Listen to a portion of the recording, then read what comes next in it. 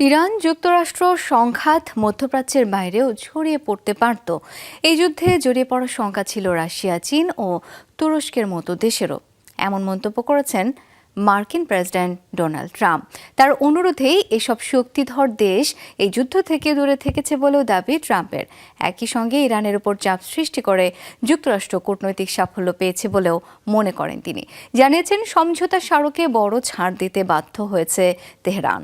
Rainbow অ্যাক্রোপ্লাস্টে acrylic এমালশন থাকায় মুছে ফেলা যায় যে কোনো দাগ সহজেই। Rainbow Paints. ইরান যুক্তরাষ্ট্র ঐতিহাসিক চুক্তির পর কিছুটা শান্ত মধ্যপ্রাচ্য পরিস্থিতি। সমঝোতার পরবর্তী পদক্ষেপ নিয়ে চলছে নানা আলোচনা। এই অবস্থায় মার্কিন প্রেসিডেন্ট ডোনাল্ড ট্রাম্পের দাবি, মধ্যপ্রাচ্যের সংঘাত আরও বিস্তৃত হলে তা ছড়িয়ে পড়ত অন্যান্য অঞ্চলগুলোতেও। এতে জড়িয়ে পড়ত রাশিয়া, তুরস্ক ও চীনের মতো আঞ্চলিক ও বৈশ্বিক শক্তিগুলো।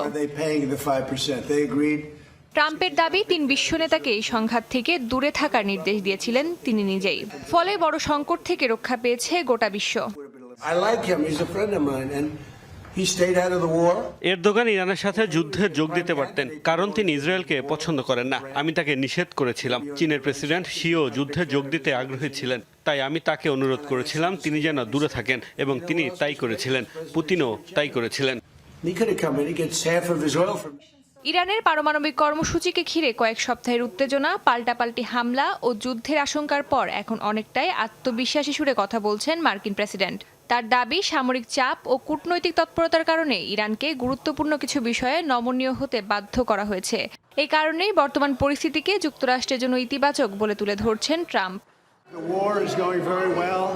যুদ্ধটা খুব ভালোভাবে চলেছে। আপনারা জানেন, আমরা অনেক বড় ব্যবধানে জিতেছি। ইরান অনেক বড় ছাড় দিচ্ছে। দেখা যাক কি হয়। তবে সবকিছু খুব ভালোভাবে এগোচ্ছে। তবে ট্রাম্প যুদ্ধ পরিস্থিতিকে যুক্তরাষ্ট্রের জন্য অনুকূল বলে দাবি করলেও তেহরান এখনও নিজেদের অবস্থান থেকে সরে আসার কোনো স্পষ্ট ইঙ্গিত দেয়নি। অস্মিতা বিশ্বাস, যমুনা নিউজ।